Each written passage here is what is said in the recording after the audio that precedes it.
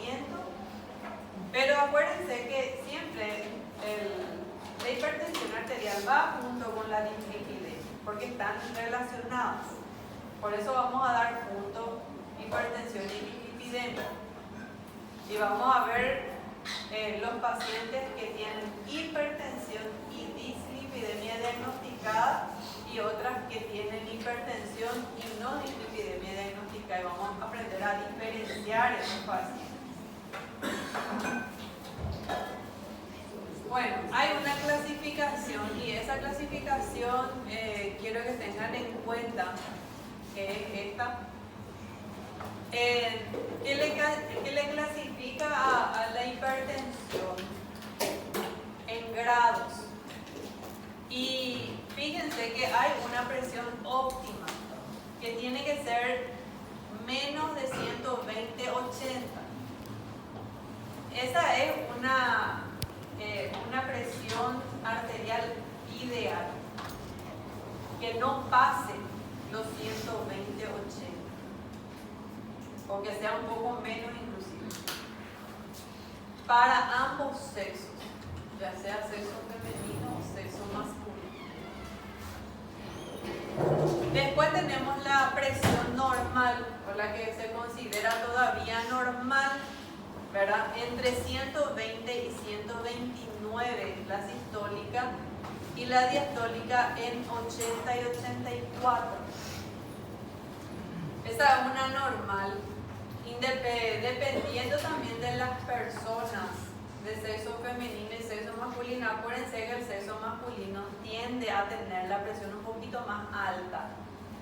Y en una persona deportista con mucho músculo, normalmente la presión puede llegar a 130, la sistólica. Y para él ser normal, 130 ser normal, la sistólica.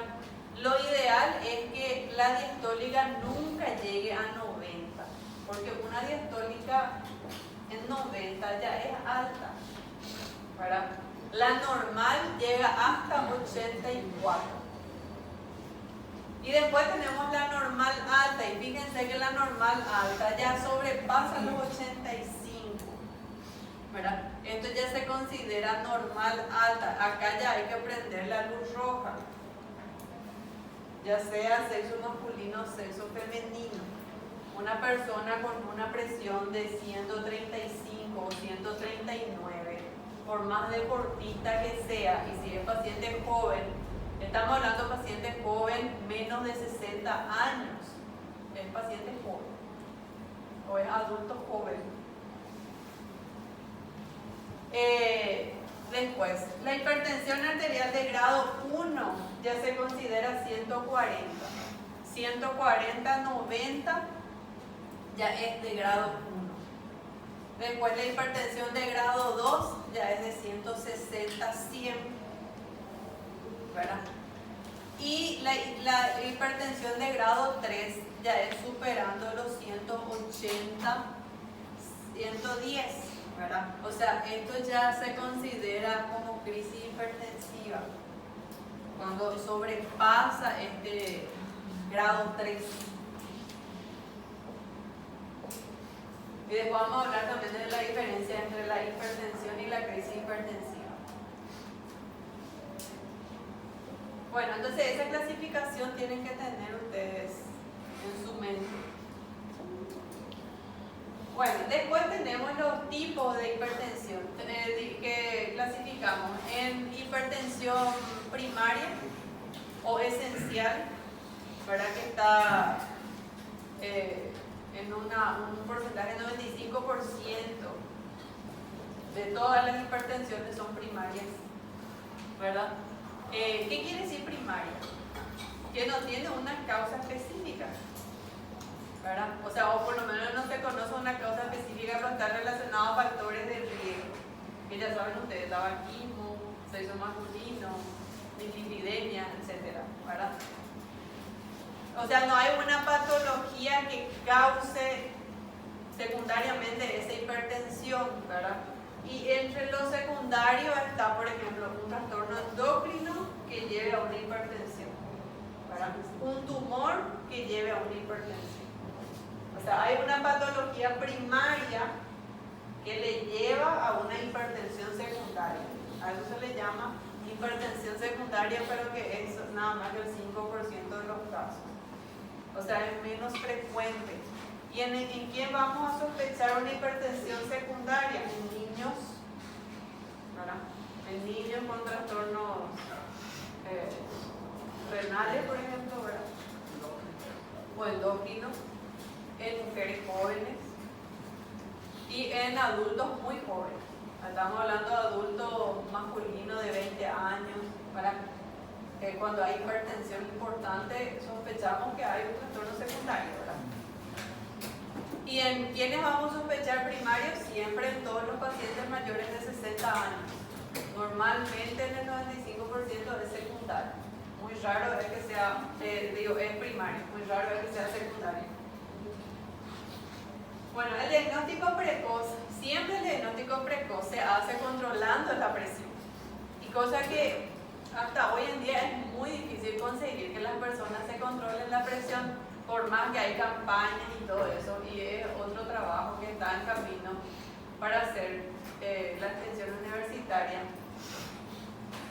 que me gustaría hacer con ustedes, en donde vamos a ir y justamente el día miércoles, en una feria, que conocen ustedes la feria ahí que está ahí al lado del supermercado Supercita, así que bueno, y ahí queremos ir a hacer un trabajo de extensión para hacer la prevención cardiovascular, el diagnóstico cardiovascular temprano, ¿verdad?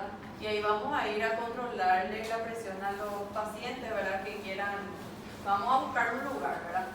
Y vamos a controlar la presión, la talla, el peso, el perímetro abdominal y todo eso, y vamos a ir registrando en una ficha. Y de esos datos que nosotros recolectamos en la extensión, esos datos le vamos a pasar al doctor Fabián. ¿Le conocen al doctor Fabián?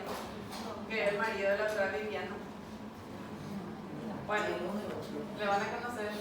Y él va a recolectar esos datos y de eso se va a hacer una investigación para calcular el riesgo cardiovascular de esa población. Y ahí hay mucha gente, porque se va mucha gente a comprar.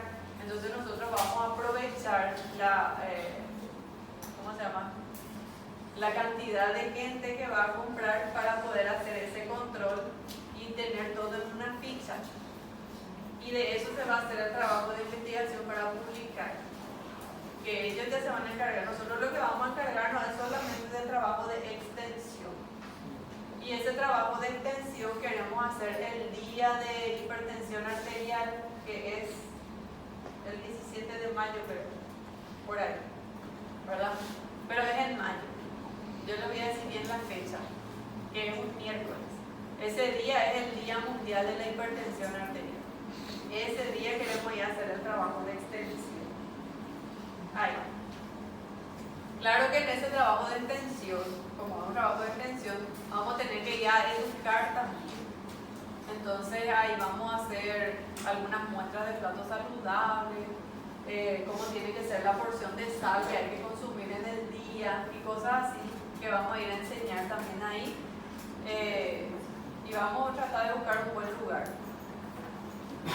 Entonces ese trabajo yo quiero hacer con ustedes, pero yo quiero que tomen en serio también el trabajo, porque si yo elegí hacer con ustedes ese trabajo es por algo. No elegí con otro grupo, porque hay otro grupo también, pero yo elegí hacer con ustedes. Entonces porque mi confianza está en ustedes, ¿verdad? Entonces ahí quiero que se pongan y para poder hacer un lindo trabajo de extensión, porque eso se va a publicar y tiene que salir súper bien. Y vamos a ir a conseguir ese lugar para poder hacer el trabajo. Y eso va a valer 20 puntos. La extensión universitaria vale 20. Entonces ustedes van a acumular puntos de extensión universitaria también. Bueno, entonces, cada año, si es posible, ¿verdad? Fíjense, lo algo precoz. Hay que hacer un control de presión arterial en mayores de 18 años cada 5 años. ¿Verdad? En mayores de 18 años. Se supone que son mayores de 18 años sin factores de riesgo conocidos, ¿verdad? Pero lo ideal es por lo menos que se haga un control cada 5 años. Hay gente que en toda su vida nunca se controla la presión. Llega a los 60 años y es el primer control de presión que tiene en toda su vida, ¿verdad?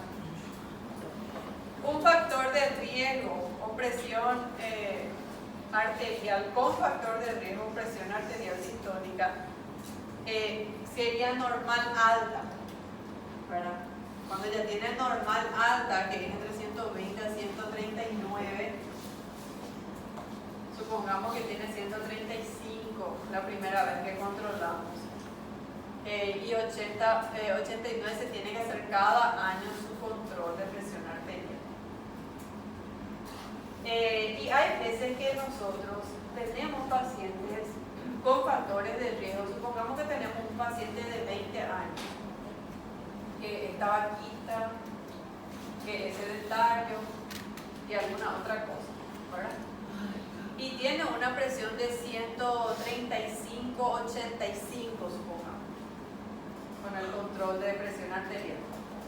¿Qué voy a hacer con ese paciente? Le voy a decir que él tiene normal alta y que se tiene que controlar en lo posible, porque yo no le voy a dejar ir así nomás a mi paciente de 20 años con todos los factores de riesgo, que se vaya así nomás a su casa a vivir una vida normal otros 5 años, porque en 5 años ya puede ser que tenga un infarto por ahí, ¿verdad?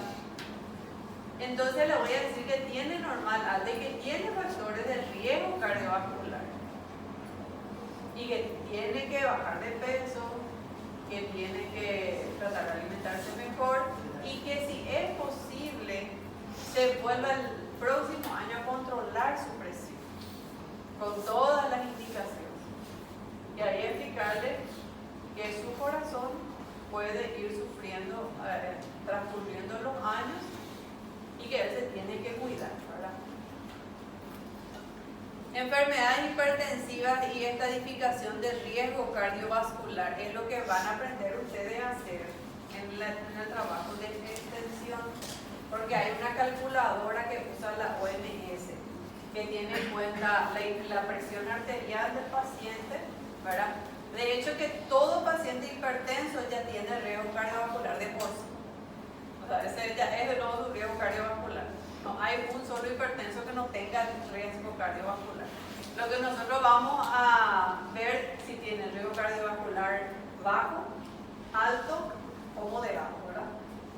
Eso es lo que vamos a calcular. ¿Y cómo se calcula? Teniendo en cuenta la edad del paciente, el grado de hipertensión arterial, ¿verdad? Si es grado 1, grado 2, grado 3, se tiene en cuenta la cintura abdominal, los valores de colesterol. Lo que no vamos a poder posiblemente calcular son los valores de colesterol, a no ser que el paciente tenga su estudio. Pero nosotros también podemos prescribir ahí, en el momento de la consulta, vamos a llevar todo y le podemos hacer una orden para que se haga su control de colesterol, que lo que más necesitamos es el colesterol HDL y el LDL, para poder calcular el riesgo según la calculadora, porque vamos a usar una calculadora. Y la cintura abdominal, su índice de masa corporal, ¿verdad? Y para eso necesitamos talla y peso para calcular el índice de masa corporal. Con esos datos, ya la calculadora te calcula en qué riesgo está, en qué riesgo cardiovascular está. Y eso, la calculadora se usa idealmente para poder estadificar una población. Para eso sirve la calculadora, no para un riesgo independiente persona por persona. ¿Saben por qué? Porque el riesgo de cada persona también varía según la historia familiar. Si tiene un papá que falleció de infarto el año pasado, ahí su riesgo aumenta. Entonces ese es un riesgo independiente, eso la calculadora no te calcula. Por eso la calculadora no conviene usar cuando yo tengo un paciente independiente, un único paciente que yo tengo que evaluar. Pero sí sirve en las poblaciones donde nosotros vamos a calcular el riesgo cardiovascular en masa de población, ¿verdad? Ahí sirve. Entonces, para sacar un porcentaje, ¿cuánto riesgo bajo, cuánto riesgo alto hay en una población, no sé, de 100 pacientes, ¿verdad? Para eso me sirve. Bueno, después, y ahí justamente está el riesgo que nosotros tenemos. Y fíjense que el riesgo está directamente relacionado al aumento de presión arterial. Cuanto más es aumentado su presión arterial, más riesgo tiene ese corazón, ¿verdad? Y ahí está justamente relacionado al daño de órganos. Cuanto más alto es su presión, cuanto más factores de riesgo acoplados tenga, más alto va a ser su riesgo, no solamente cardíaco, porque acuérdense que el corazón está relacionado a otros órganos, ¿verdad? Y la presión arterial en sí está relacionada a otros órganos, que es cerebro, corazón y riñón, ¿verdad? Esos tres órganos. Entonces, esos tres órganos pueden afectarse, no solamente el corazón. Bueno, entonces en el diagnóstico precoz es importante la historia clínica. Cuando yo tengo frente un paciente con hipertensión arterial, de por sí yo ya tengo que saber que tiene un riesgo. Lo que yo quiero saber es si tiene un alto riesgo, moderado o bajo. Y para eso es muy importante la historia.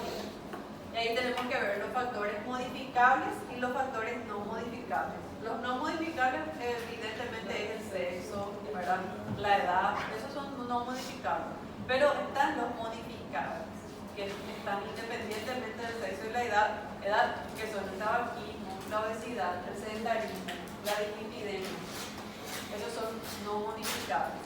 Y la historia familiar, que tampoco es no modificable, ¿verdad? Porque eso tiene que ver con la herencia.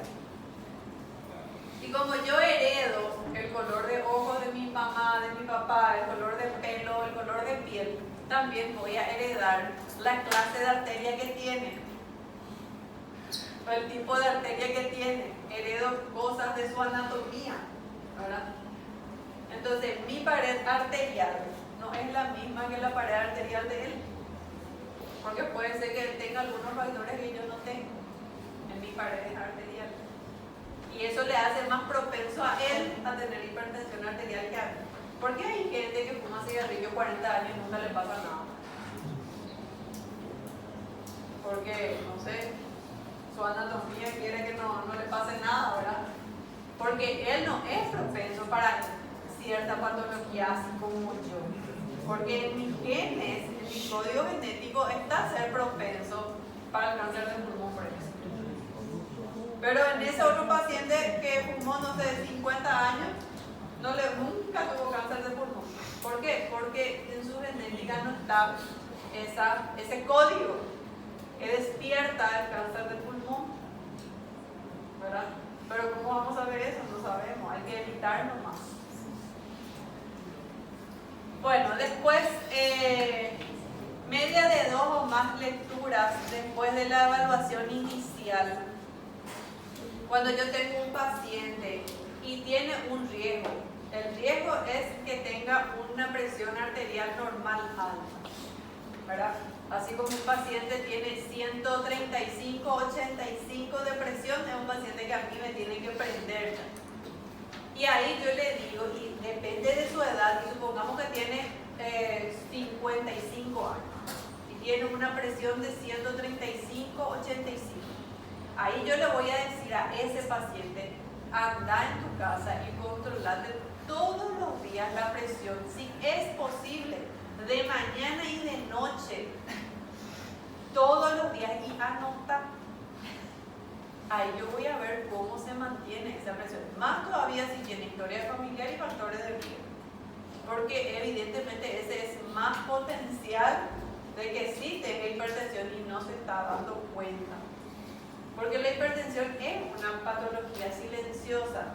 No es cierto que solamente el que tiene hipertensión es el que le duele su cuello o su cabeza. Eso no es hipertensión arterial, porque la hipertensión arterial como tal no da síntomas. Le dice, el paciente llega y dice, ya estoy otra vez con hipertensión arterial, solamente porque tiene síntomas. No, no tiene síntomas, no por eso nomás tiene hipertensión, porque le duele el cuello o la cabeza. O dice, estoy con mi crisis hipertensiva porque me duele el cuello y la cabeza, y tiene una presión de 160/90. Eso no es crisis hipertensiva, eso es hipertensión grado 2. ¿Y por qué tiene dolor de cuello y cabeza? Que seguramente está estresado o tuvo un disgusto por ahí con su hijo o con su hija o alguna cosa, y eso hizo que se le suba más todavía la presión. Entonces no podemos confundir una crisis hipertensiva con una crisis de ansiedad o una crisis de estrés. Y tener en cuenta que la hipertensión arterial es silenciosa. El paciente no se da cuenta en el tiempo y vive una vida normal hasta que se controla la presión, y va y te dice, mi presión normal es de 16/9. Esa es mi presión normal, o sea que es 160/90. Eso tampoco no es cierto, porque esa no es una presión normal para nadie, ni para un anciano de 80-90 años. No es una presión normal 160/90, es una presión alta. Y el paciente no se va a dar cuenta de esa presión y te va a decir, no, pero yo me siento bien con esa presión, esa es mi presión normal. Claro que es para él, porque su cuerpo ya se acostumbró a esa presión que él está causando, ¿verdad?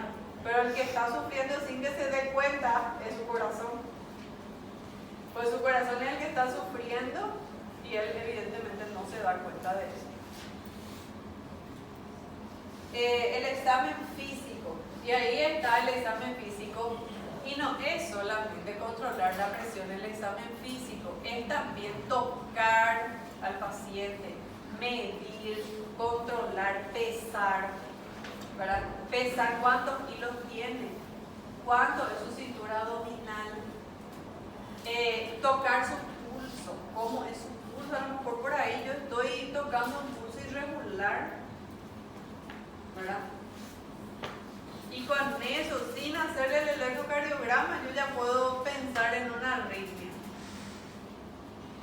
o sospechar por lo menos en una arritmia cuando yo toco el pulso. Y hoy en día ya ni queremos tocar el pulso, y hay muchos tipos de pulso que tenemos que saber también por ser miembros. Y no es solamente colocar el saturómetro y, no, su frecuencia cardíaca es tarde y anotar ahí. Es tocar al paciente, si su piel es fría, si su piel es caliente, si su cara está roja, si está pálido, revisar su lengua, cómo es su lengua, ¿verdad? Todo eso entra parte del examen físico. Hasta el fondo de ojo, que hoy ya no se hace prácticamente. El fondo de ojo revela tantas cosas en el paciente hipertenso. Eso también debería de entrar en una rutina de examen físico de todos los pacientes, el fondo de ojo. Y los exámenes después, los exámenes auxiliares. Una vez que yo ya tengo el diagnóstico de mi paciente, ¿verdad? O sospecho, o la sospecha, en base a eso yo voy a pedir los análisis. ¿Para qué le voy a pedir? Análisis que no corresponden y un gasto innecesario a un paciente que no necesita.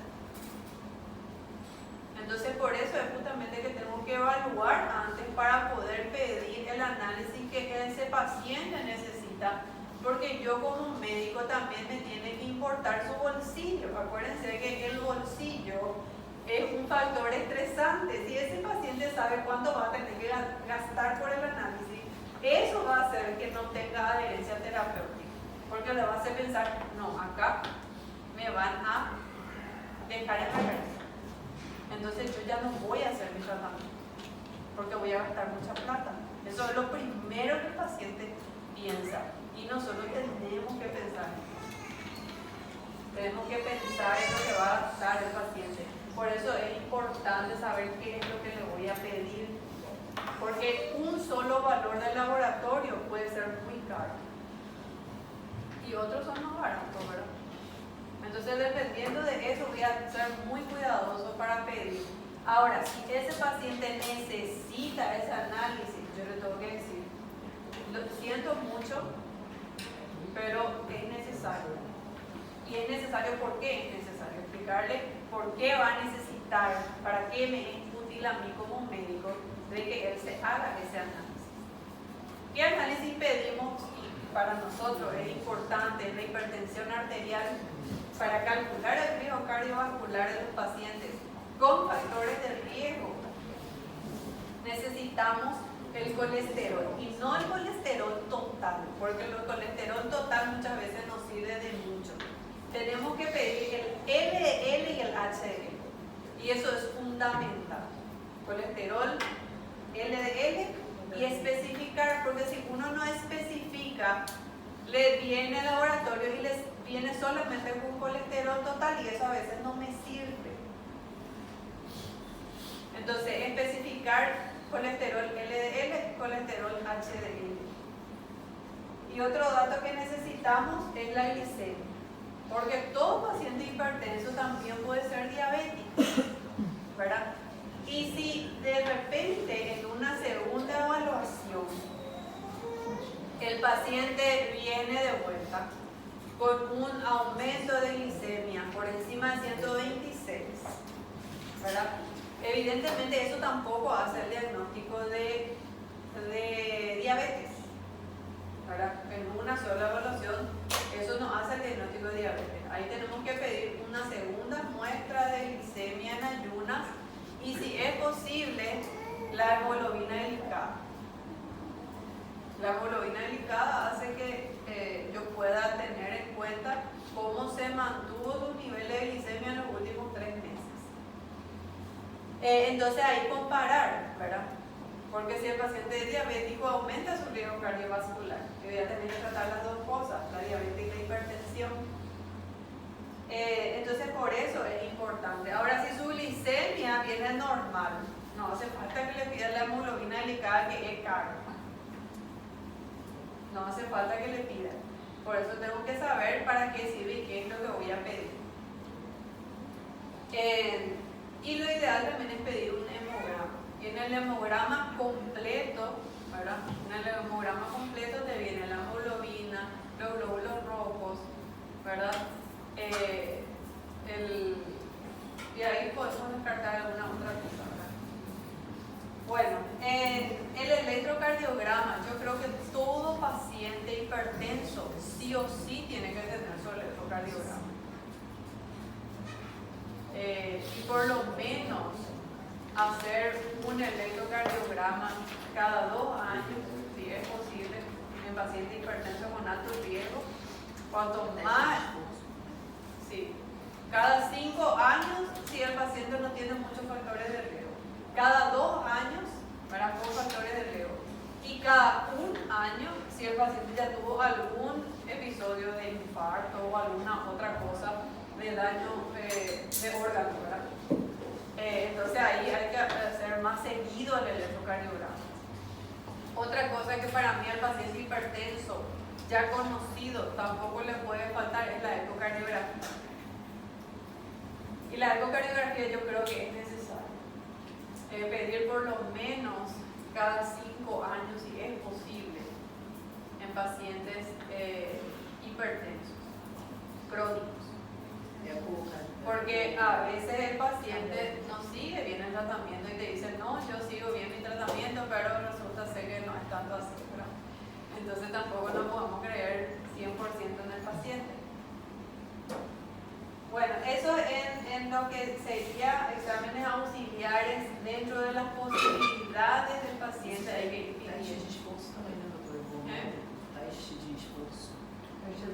ir radiografía de tórax se puede pedir también.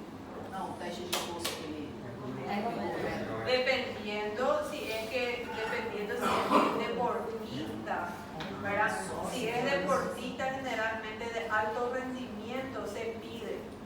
ergometría de esfuerzo para detectar arritmias malignas, por ejemplo, que no puede detectar el electrocardiograma en reposo, ¿verdad? Ahí sí, pero no en todos los pacientes. Exames de rotina no Brasil ele é pedido para qualquer paciente, seja ele idoso, atleta, no atleta, Claro, obeso. sí. Ele é Y cuando pedido tenés para... tecnología es así, ¿verdad? Pero cuando no tenemos, no, acá no hay eso.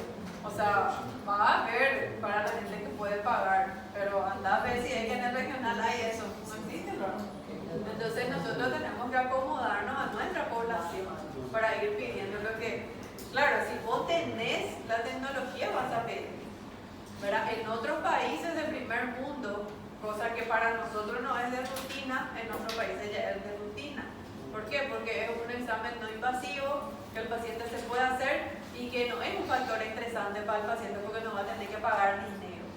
Entonces ahí es totalmente otra la historia. Inclusive algumas patologias são achadas no teste de esforço, que em ecografia de cardio de repouso não é detectada. Daí no teste ergométrico ela é detectada. Y cada vez va avanzando más. La ecocardiografía, por ejemplo, ahora ya tenemos portátil y el médico que hace la ecocardiografía puede llevar eso a cualquier lado y hacerle la ecocardiografía inclusive en su casa, ¿verdad? Entonces, cada vez hay más comodidad, solamente que lastimosamente no todas las poblaciones son iguales. Y nosotros tenemos que ajustarnos a la población que nos toca, ¿verdad? Porque no es que vamos a irnos cómodamente a estar en un hospital con toda la tecnología. Nos va a tocar ir en poblaciones donde no hay nada. Entonces, siempre tenemos que ser médicos. Y hay una situación que una vez vi, ¿verdad? Cuando uno trabaja en un hospital de alta complejidad, vos tenés todo ahí, ¿verdad? Vos tenés que hacer una orden y ya tenés, ecocardiografía, que se vaya, se hace, todo, fácil de ser médico ahí. Pero después sale de esa zona de confort y se encuentra sin ningún elemento. Deja de ser médico. Y te sentís tan impotente y tan inútil, en serio les digo. ¿Por qué? Porque ya dejaste de ser médico, ya no tenés ningún elemento. Y eso no nos tenemos que olvidar nosotros, porque nosotros tenemos que estar preparados para poder actuar en donde nos toque estar. Y por sobre todas las cosas, no dejar de ser médico. Cualquier cosa tenemos que hacer. Aunque sea el RCP ahí con nuestras manos, algo, ¿verdad? Entonces, con eso tenemos que ir creciendo, con esa mentalidad. Bueno, todos podemos tomar la presión, pero hay que diagnosticarla y saber interpretarla, ¿verdad? Decimos, no, tan fácil es tomar la presión, ya cuántas veces ya practicamos. No tenemos que cansarnos de practicar, cuanto más practicamos mejor, ¿verdad? Y si es posible, el propio médico tiene que tratar de controlar la presión con ese esfigmomanómetro que es todavía con el reloj, ¿verdad? Que no es digital. A mí no me gusta tanto usar ese. Para mí es mucho mejor escuchar los sonidos de Corocó y ver cómo se escuchan esos sonidos. Es muy importante escuchar, sentir, ver, oler, ¿verdad? Porque eso es parte de la observación que el médico puede hacer y que solamente el médico puede hacer, no hace otra persona en su reemplazo. Muchas veces no, que la enfermera nomás haga. Y imagínense si el médico se toma ese 10 minutos nomás de tiempo de controlar él mismo la presión. Es diferente la visión que un médico puede tener cuando él se toma ese tiempo.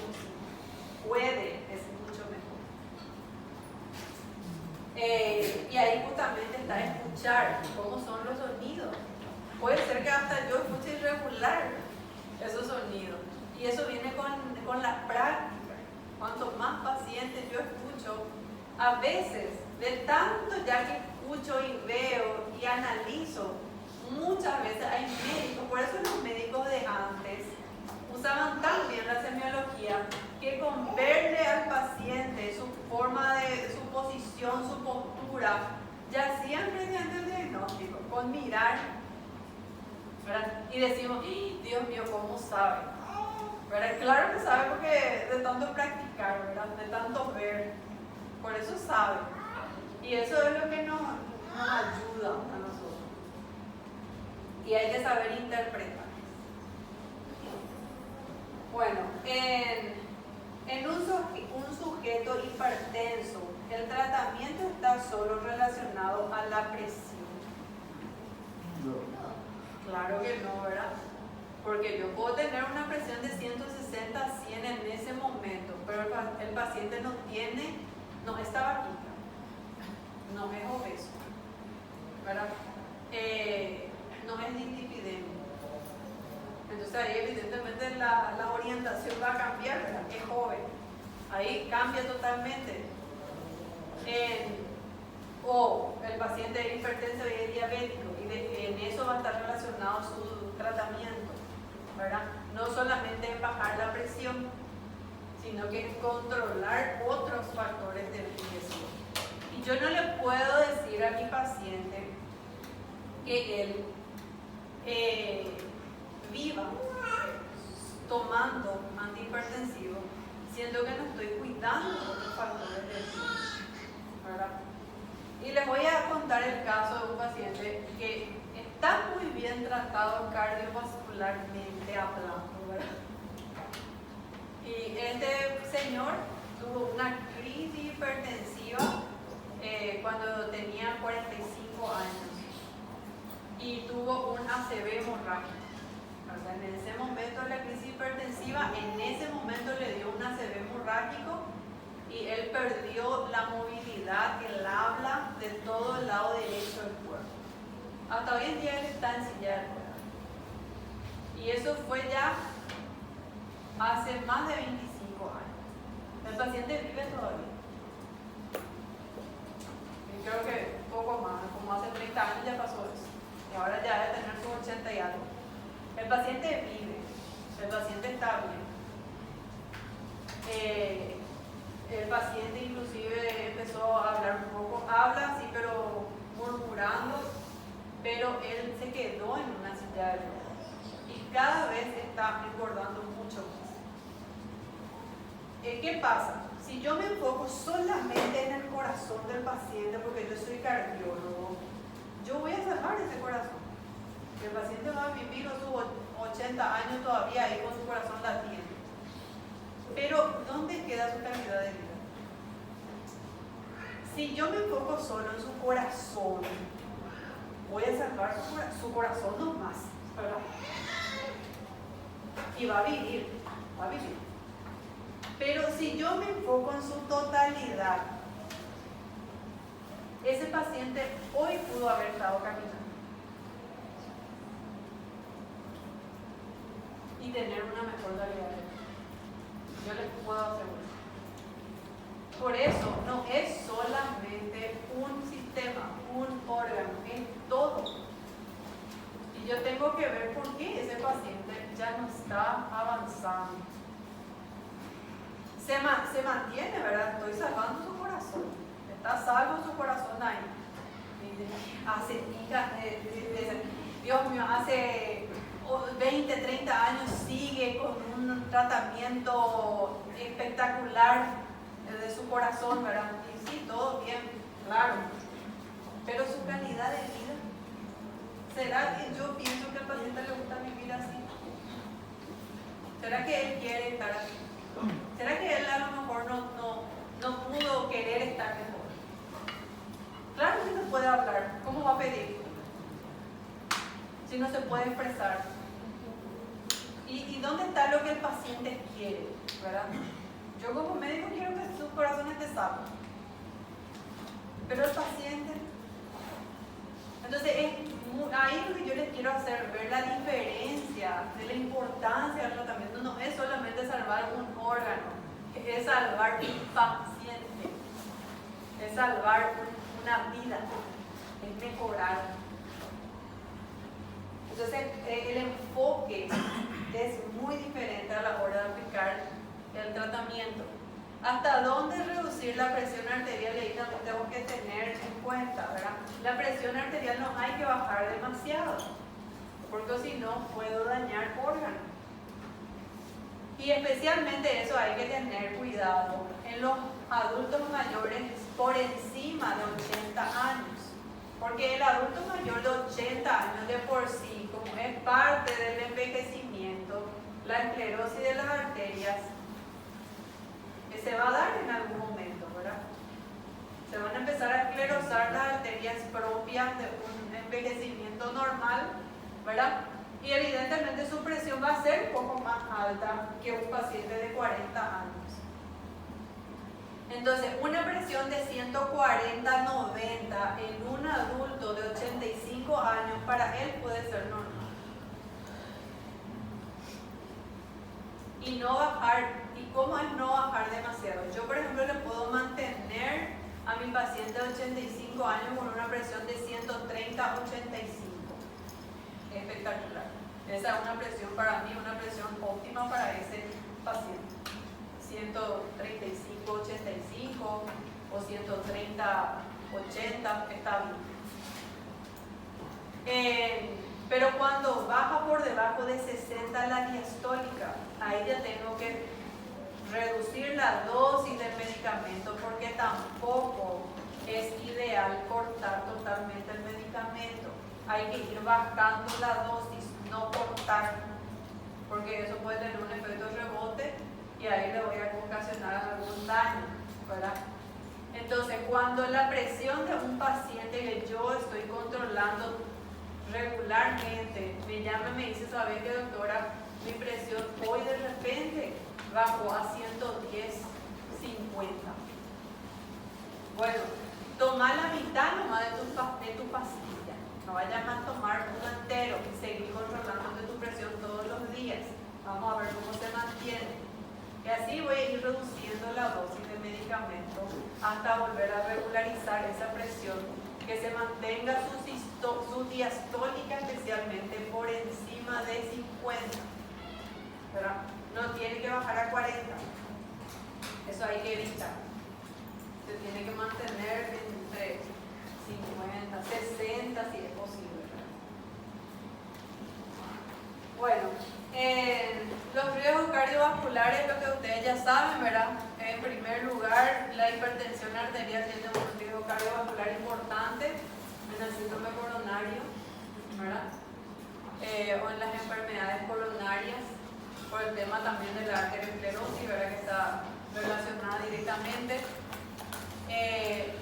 La dislipidemia, que es una enfermedad, la insuficiencia cardíaca, eso es teniendo en cuenta el riesgo solamente cardiovascular. Solamente cardiovascular. La muerte súbita, ¿verdad? La diabetes. Bueno, el accidente cerebrovascular también, ¿verdad? Porque la presión arterial va directamente en relación con las arterias del cerebro. Acuérdense que en la cabeza hay una presión negativa siempre. Y cuando sube la presión sistémica, esa presión negativa pasa a ser positiva y ahí es cuando puede ocurrir el accidente cerebrovascular, ¿verdad? Como hemorrágico o isquémico. Las enfermedades coronarias también y la insuficiencia cardíaca. Esas son las tres patologías más frecuentes en relación a la hipertensión arterial. El accidente cerebrovascular, las enfermedades coronarias y la insuficiencia cardíaca. Los tres están más relacionados. Bueno, la meta en un paciente con hipertensión arterial siempre, especialmente si tiene menos de 80 años, es que su presión se mantenga menos de 140/90. Esa es la meta con ese paciente. Capaz no vamos a lograr una presión óptima de 120/80, pero con que se mantenga menos de 140/90, ya está bien. Ya estamos protegiendo. Menos de 80 años. Siempre más de 80 años lo que puede ser un poquito más, ¿verdad? Inclusive llegar a 140 o 90 para él va a estar bien, para esa persona. Pero siempre cuidar los factores de riesgo, no que sea una persona de 80 años que siga fumando cigarrillo, ¿verdad? Porque igual, por más que su presión sea lo que sea, tiene un riesgo cardiovascular importante. Bueno, la diabetes también, paciente hipertenso y diabético, la meta es controlar su glicemia y que su presión sea menos de 140/80, ¿verdad? Y ahí tenemos dos metas, la glicemia y la presión arterial, porque de nada sirve solamente controlar su presión arterial y que su glicemia esté ahí flotando por las nubes, ¿verdad? Bueno, en cuanto a lo renal, también es importante cuidar el riñón del hipertenso, siempre, y ahí tenemos otro tipo de meta, porque cuando hay una alteración renal, la presión tiene que ser un poco más baja, porque sus riñones no están funcionando como un riñón normal, ya no está filtrando, ¿verdad? Especialmente si hay proteinuria por encima de 300 miligramos por 3 gramos. Si hay una enfermedad renal acompañada de la hipertensión arterial, la meta siempre es por debajo, ¿verdad? De 130 o igual a 130/80, ¿verdad? Inclusive en pacientes mayores, ¿verdad? Estamos hablando de pacientes de 80, 85 años, mantener una presión de 140/90 está bien por la perfusión renal, ¿verdad? Pero pacientes jóvenes, en pacientes jóvenes es mantener una presión entre 130/80, ¿verdad? Menos de eso ya no, ¿verdad? No tenemos que hipoperfundir también. Por eso el paciente hipertenso renal tiene otro tratamiento, ¿verdad? Que lo ideal es que su tratamiento lleve un nefrólogo. Cuando hay insuficiencia renal o cuando hay alteración renal, tenemos que considerar que ese paciente tiene que hacer su tratamiento con el nefrólogo, ¿verdad? Porque ahí no se puede hipoperfundir, ¿verdad? Y lo ideal no es bajar la presión, la diastólica especialmente no hay que tratar de bajar a 60, tiene que ser un poquito más alta la diastólica, la sistólica no va a afectar tanto, pero la diastólica sí. No hay que tratar de bajar por debajo de 60.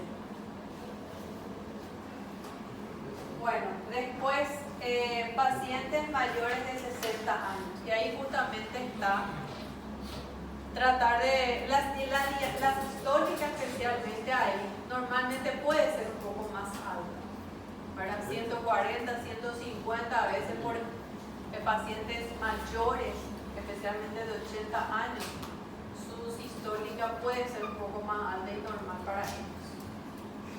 Pero con la diastólica siempre hay que prestar atención.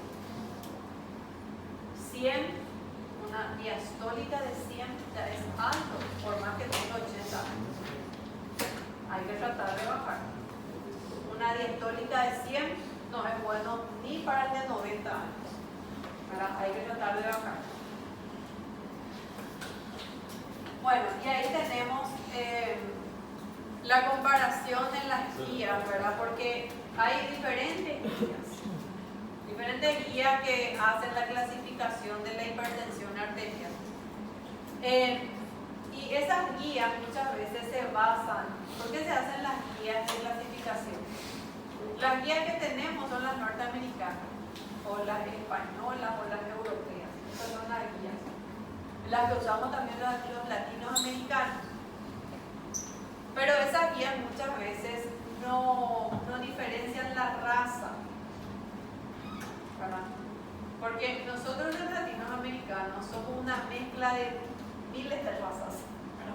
De las razas indígenas, de las razas africanas, de las razas europeas, ¿verdad? Nosotros somos una mezcla así de todo lo que hay. Pero sin embargo, los africanos o las personas negras de por sí tienen una presión más alta por el ambiente en que viven y la resistencia que tienen que tener en los trabajos que hacen y todo eso y en el clima, ¿verdad?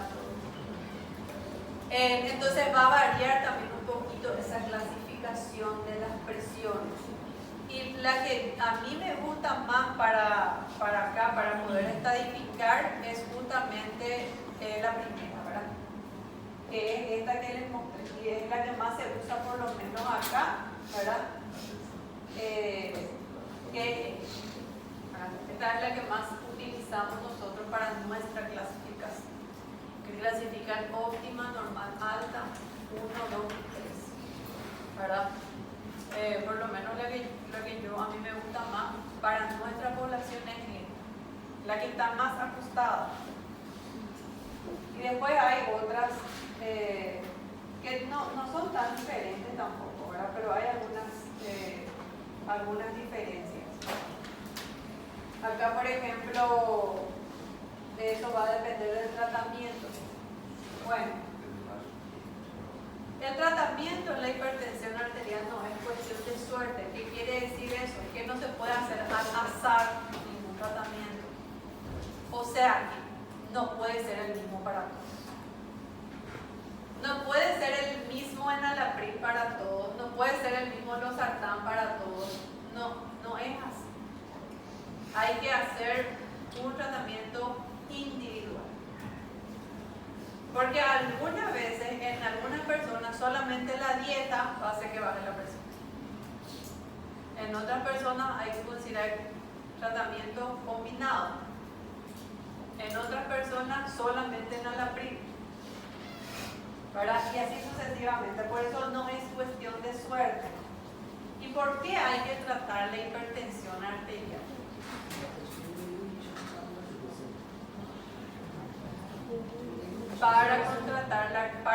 Para controlar la complicación, ¿verdad? Porque cuando hay complicación, muchas veces en los pacientes ya es tarde. Todavía no vieron la serie que les dije que vean. Bueno,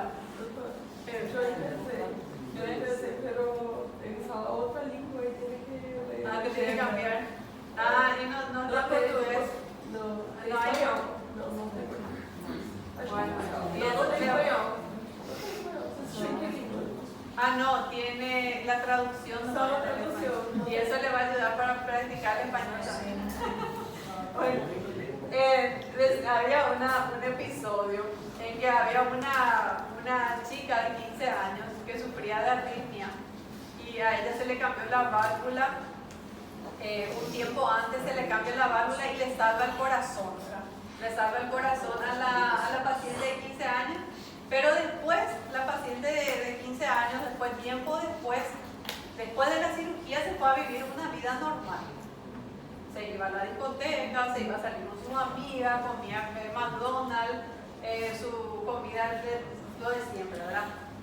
Y el médico tradicional, que solía ir a verle a la nena, le decía: tenés que cuidar tu salud, tenés que cuidar tu calidad de vida, porque para él eso era lo más importante. Pero la cirujana no veía desde ese punto. Decía: no, después de la cirugía anda a hacer tu vida normal, porque esta cirugía salió perfecta. ¿Qué pasó? Después de vivir una vida normal, ella hace una muerte súbita en la calle, y cuando va a la ambulancia y le llevan la ambulancia y ya llegan, ella ya hizo un paro cardíaco. Y le meten a la cirugía, ¿verdad? Le meten a cirugía y le abren el tórax y empieza a bombear el corazón, y ya ella llorando, ¿verdad? La cirujana llorando, ya no le pudo revivir a la chica, a la de 15 años.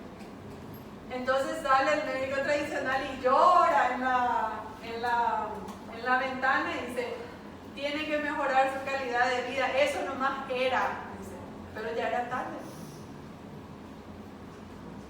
Eso nomás era, y a mí me sorprende, ¿verdad? Que dice: eso nomás era. Y algo tan simple, eso nomás era, pero sin embargo ya no había nada que hacer.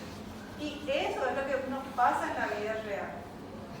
Podemos ir trabajando nosotros los médicos desde la mentalidad, desde la conciencia de las personas, para que no lleguen a un estado avanzado, y por eso es tratar la hipertensión arterial. Porque cuando llega con varias arterias coronarias obstruidas, ya significa que es mucho gasto de plata que el paciente a veces no tiene de dónde sacar y que muchas veces ya puede ser tarde para ese corazón. Bueno, esa es una de las cosas que el paciente siempre dice. Yo no soy hipertenso, solamente soy emotivo. O sea, ¿qué quiere decir? Cuando estoy nervioso nomás soy hipertenso. Y eso es algo normal. Y le dice, dice Virgen Santa, es mucho más bruto de lo que pensé, dice el Papa, ¿verdad?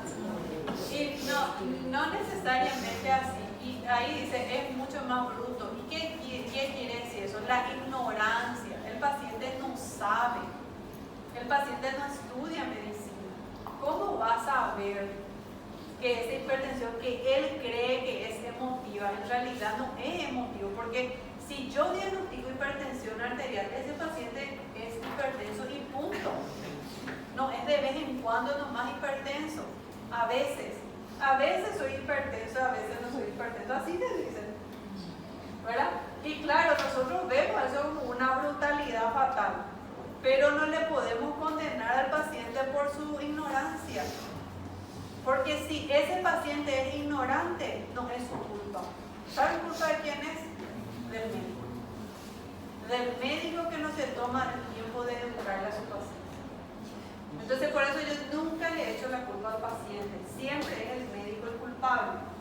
Porque el paciente no estudió medicina y no tiene por qué saber si es que no se le enseña.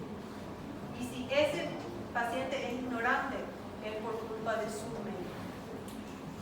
Hay pacientes años viviendo con diabetes y no conocen su enfermedad.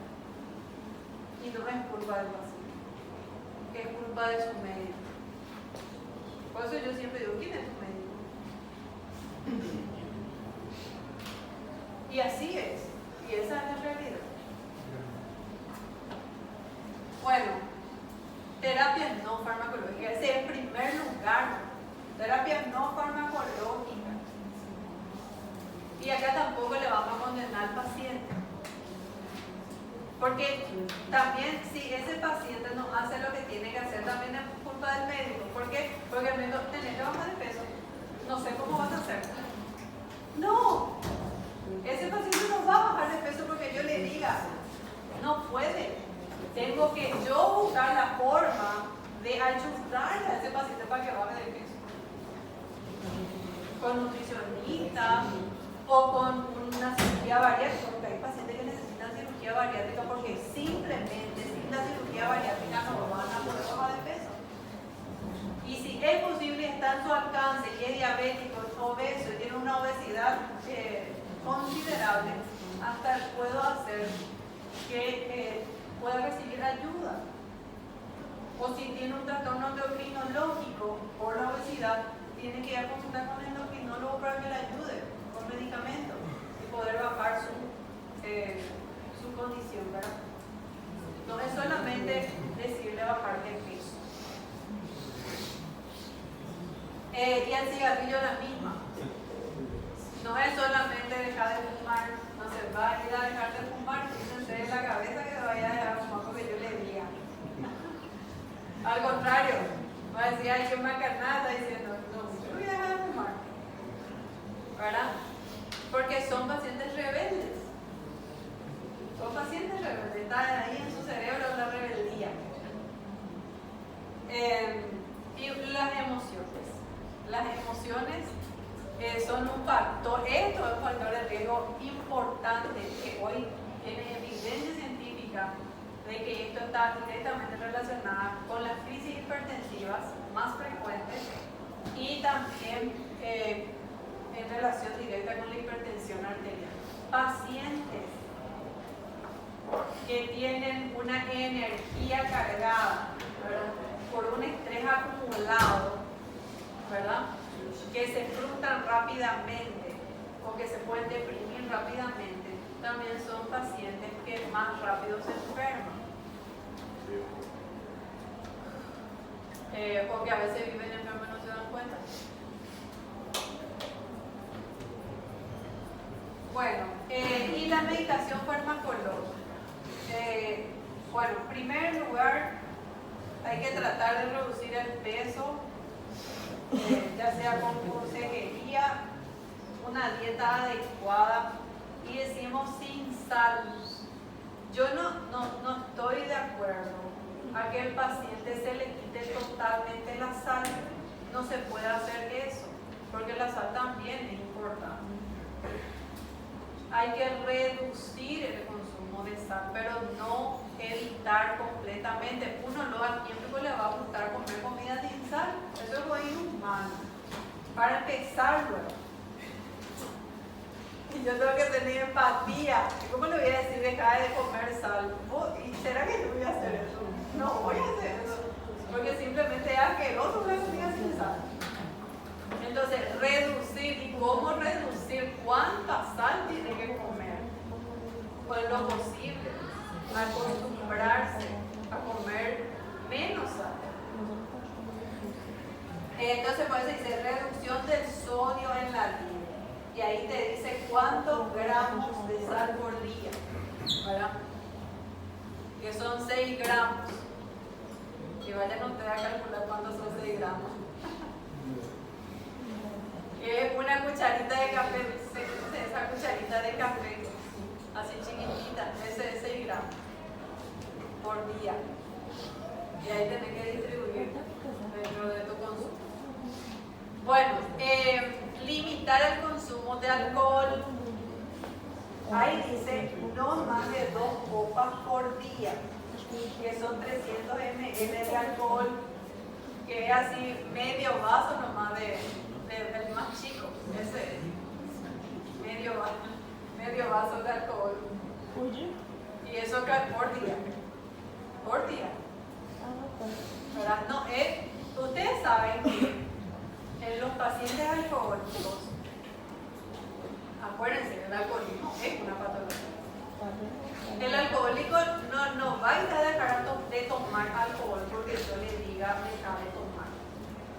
Vamos a reducir el consumo de alcohol. Cuando uno le dice reducir el consumo de alcohol, ese paciente posiblemente vaya a hacer lo que se le dice. ¿Verdad? Reducir, tomar menos, gradualmente, hasta que decida dejar totalmente, ¿verdad? Tiene que ser un proceso. El consumo de alcohol es un proceso. ¿Cómo empezamos nosotros a tomar alcohol? ¿A qué edad empezamos a tomar alcohol? Cuando queremos experimentar en nuestra adolescencia, ¿verdad? Ahí empezamos a tomar. Y es un proceso, porque al principio no nos gusta tanto el alcohol, ¿verdad? Y empezamos a probar. Y empezamos con una botella, con 2 botellas, con 3 botellas, un proceso que va acumulando, ¿verdad? Y como es un proceso que va acumulando, así mismo nosotros con los pacientes alcohólicos tenemos que hacer un proceso de reducción progresiva. Ese es el camino. Limitar. No al tabaco. En lo posible tenemos que buscar abandonar totalmente el tabaco, pero también de una forma progresiva. El tabaquista necesita de la nicotina.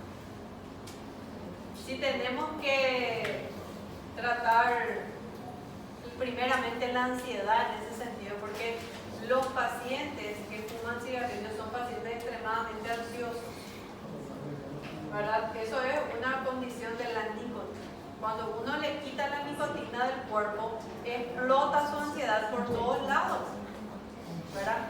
Y de por sí, ¿y saben cuál es el motivo? Porque muchos pacientes fuman supuestamente, y inclusive mujeres, y yo tuve pacientes y me dicen, yo le digo, ¿por qué fumas? ¿Cuál es la necesidad que vos tenés de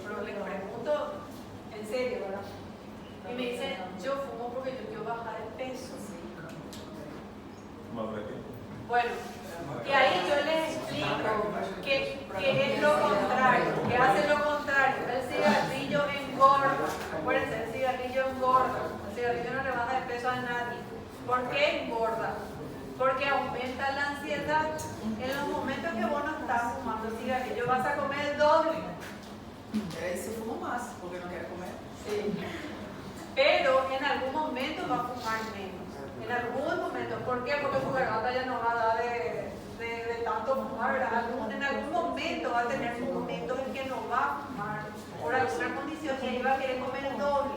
La misma cosa pasa con cualquier ansiolítico que uno pueda consumir, ¿verdad? Por eso la mayoría de las pastillas para bajar de peso también hacen un efecto rebote, ¿verdad?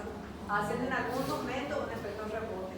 Y cuando el paciente baja de peso gracias a la pastilla, deja de consumir la pastilla y empieza a subir la porque es peor.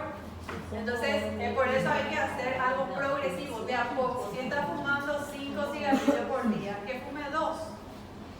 Después que fume 1. Ya es algo cuando va a empezar a reducir la cantidad, porque el riesgo también depende de la cantidad de cigarrillos. Es directamente proporcional a la cantidad de cigarrillos, ya sea riesgo de una enfermedad pulmonar o una enfermedad cardiovascular. Entonces, eso tengo que tener en cuenta. Bueno, eso es todo lo que es no farmacológico. Bueno, después, tratamiento no combinado, que sería la monoterapia. ¿Qué opciones tenemos?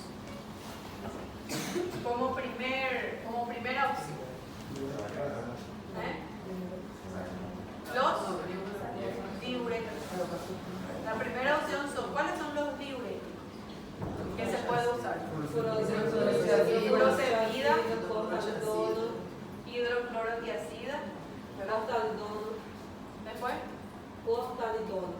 también después, espironolactona es un diurético, ¿verdad? Después, furosemida también ya.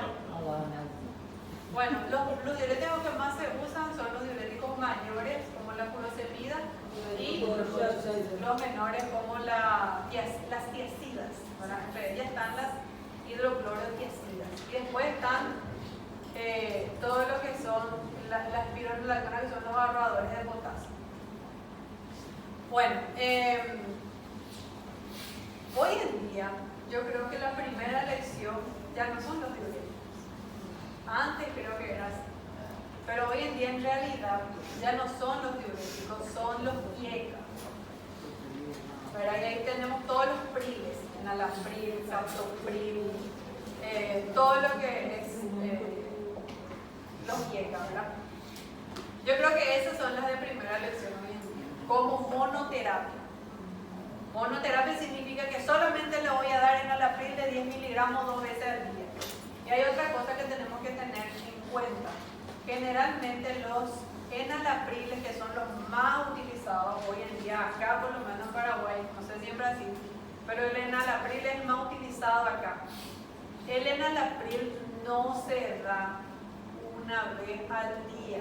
¿Por qué? Porque su vida media es de 12 horas, no es de 24 horas. Ni por más que yo le aumente la dosis a 20 o a 40, tengo que dar 2 veces al día. ¿Por qué? Porque si le doy una vez al día, solamente le cubro 12 horas de mañana y de noche va a tener su infarto porque de noche no le cubrí. ¿Entienden? Entonces es cada 12. Enalapril, ya sea de 5, de 10 o de 20, es cada 12. No se da cada 24. Los ARA2, como el losartán, el misartán, después, no, esos son los beta-bloqueados. Sí. Después losartán, telmisartán, valsartán, ¿verdad? Esos son los ARA2. Esos sí se pueden dar cada 24 horas porque su vida vida media en el Ya cuerpo son externo, ¿verdad?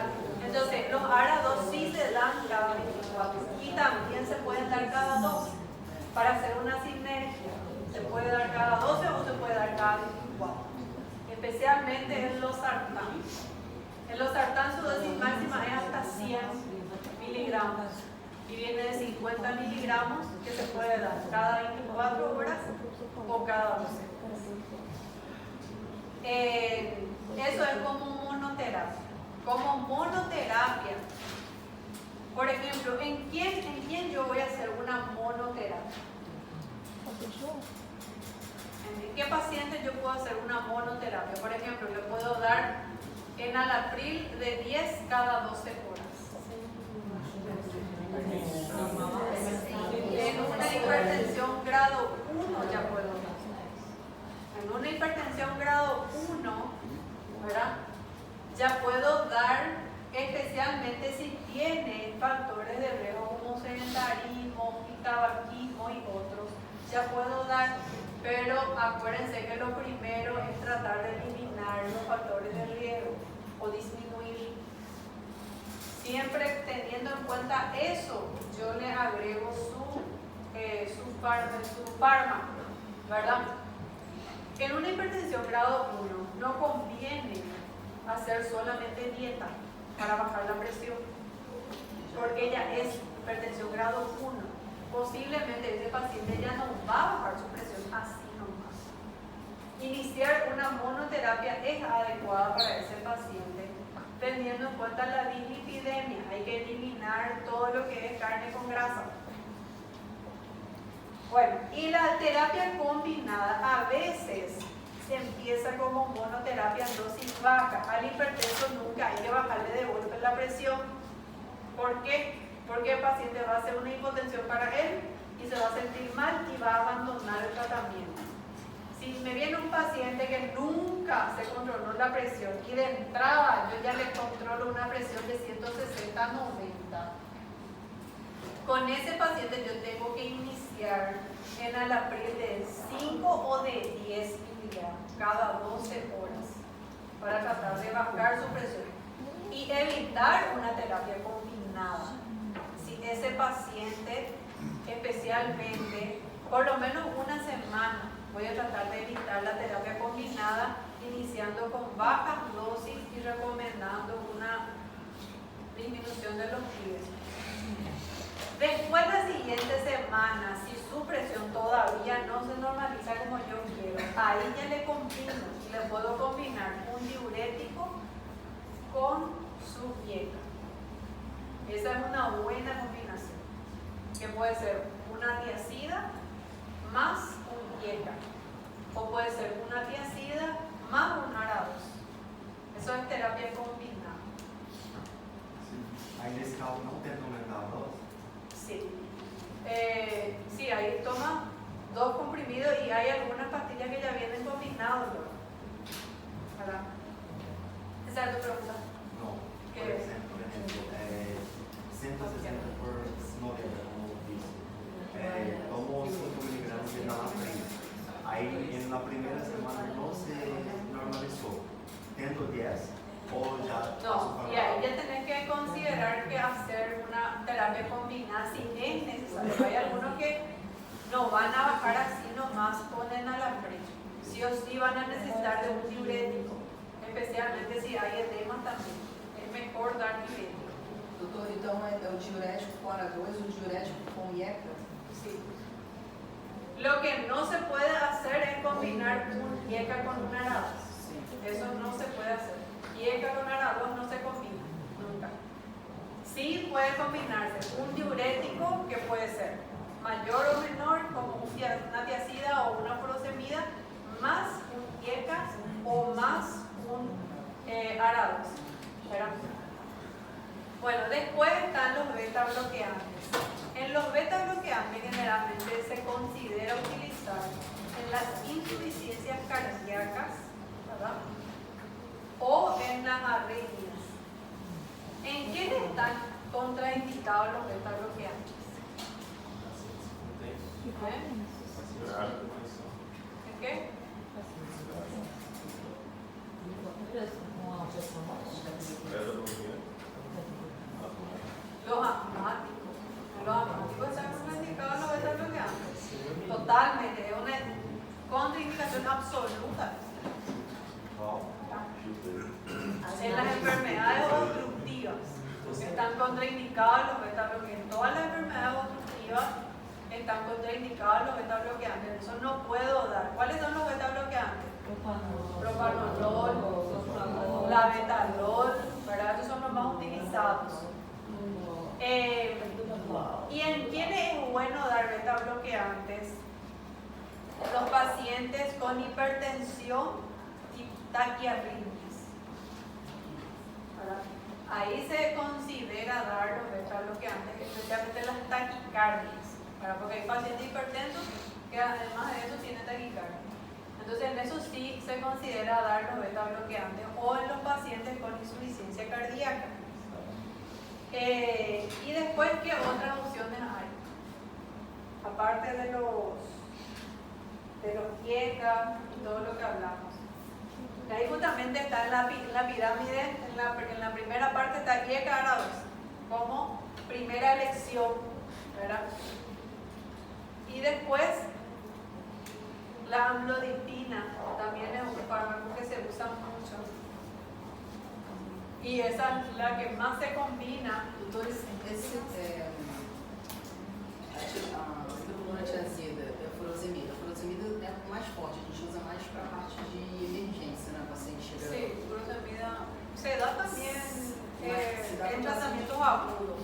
Por ejemplo, si vos tenés un paciente con hipertensión arterial que hace edemas, para eliminar el edema con 5 días que vos le des furosemida ya podés. O 3 días que le des. Paciente com insuficiência cardíaca, eu posso dar uma furosemida. Paciente se não tem uma insuficiência cardíaca, aí é uma hidroclorotiazida. Sí. Bueno, después, acá están las hidroclorotiazidas. Y la amlodipina viene de 5 y de 10 miligramos. Y esas también se usan y son una buena combinación. ¿Y saben cómo se puede usar la amlodipina? Por ejemplo, yo tengo un paciente que está tomando enalapril de 20 miligramos a la mañana y a la noche. Y me dice, no me hace nada, siempre mi presión se mantiene 140-90 y no me baja más la presión. Entonces, como ese cuerpo está acostumbrado a tomar 2 veces al día su medicamento, yo tengo que tener otra opción, ¿verdad? Y darle, por ejemplo, su ARA2 a la mañana y su amlodipina a la noche. Esa es una combinación que también se suele usar. Por ejemplo, los sartán más amlodipina, ¿verdad? Y ahí tienen de 5 o de 10 miligramos dependiendo de hasta cuánto quiero bajar la presión. ¿Por qué? Porque ese cuerpo ya se acostumbró a tomar 2 veces al día. Sin embargo, si yo le hago solamente, le cambio su enalapril a su losartán 1 vez al día, su cuerpo ya se acostumbró a tomar 2 veces al día. Entonces puede ser que cause el mismo efecto y no le haga nada. Solamente un enalapril 1 vez al día. Entonces ahí le puedo combinar, ¿verdad? Y le hago su losartán más su amlodipina a la noche. Eso también puede ser una buena combinación. O le puedo hacer su losartán más diurético a la mañana y solamente su losartán a la noche. Es otra combinación que se puede hacer también. El diurético hay que evitar dar a la noche, tiene que ser de mañana, o si no va a orinar toda la noche, no va a poder dormir. Entonces el diurético evitar de noche, hay que dar diurético de mañana.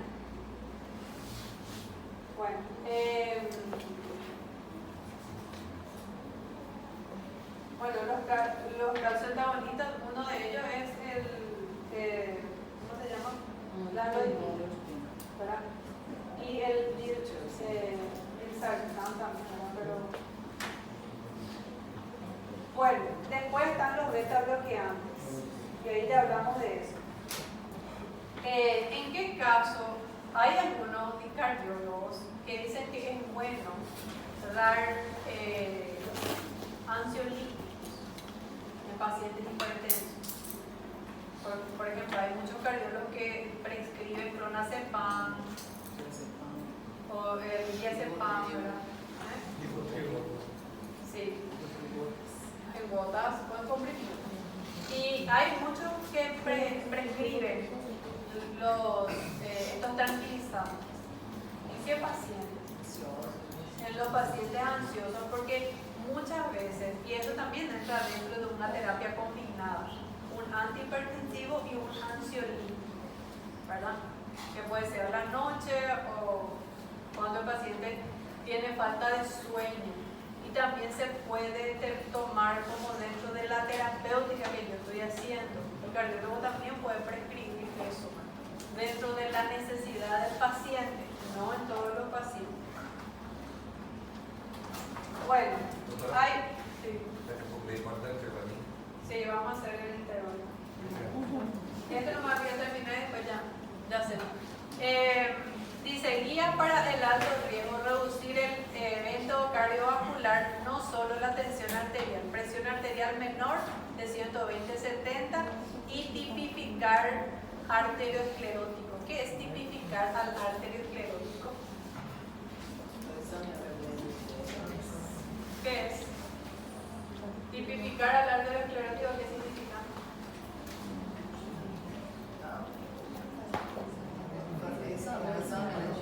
¿Examen de qué? Colesterol, ¿qué? LDL, HDL y triglicéridos. Eso es tipificar al arteriosclerótico. Eso significa. Bueno, y ahí están los esquemas de tratamiento. Eso sí ya va a estar a cargo de ustedes, porque mañana vamos a rendir la entrega y quiero que me hablen de estos esquemas. Esquema de tratamiento seguido, ¿verdad? Tienen varias opciones de tratamiento, ¿verdad? Y lo que ustedes van a averiguar son las dosis. ¿Cuánto es la dosis de enalapril? ¿Cuánto es la dosis de hidroclorotiazida? ¿Cuánto es la dosis habitual y el rango máximo que se le puede dar al paciente? ¿Verdad? Vean lodipina, esos tres especialmente porque son los que más se utilizan. Enalapril, hidroclorotiazida, amlodipina y otro que se usa es el losartán. Por lo menos de esos cuatro, saber la dosis, que es la dosis habitual y la dosis máxima de cada medicamento. Eso tienen que saber porque es algo básico. Y ustedes ya dieron farmacología. Acá tienen todas las opciones de medicamentos en este cuadro. Los que más se usan habitualmente, ¿verdad? En las hipertensiones arteriales, y si vienen en gota, en comprimidos, hasta cuáles se usan embarazadas y cuáles no se usan embarazadas. Ahí otra vez tienen todas las... Acá tienen las dosis.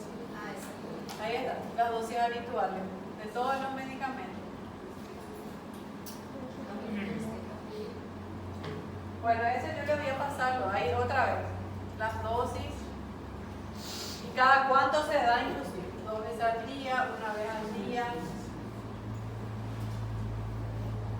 Historia natural de la hipertensión arterial. Esto es bien dinámico. Para llevar a la casa. Cómo se hace el control. Ahí está. En las imágenes. Ahí están otra vez las dosis en las urgencias hipertensivas. ¿Cuáles son los que se usan? El captopril es uno que se usa mucho porque eso se puede administrar no solamente por vena, sino que también sublingual. Se da el captopril y sirve mucho para las urgencias. Inclusive se puede repetir. Si no le baja al paciente, yo le di por ejemplo una dosis de captopril, llegó a la urgencia, no le bajó, le doy otra dosis, sin problema. Se puede repetir. Bueno, y ahí está todo. Después vamos a ver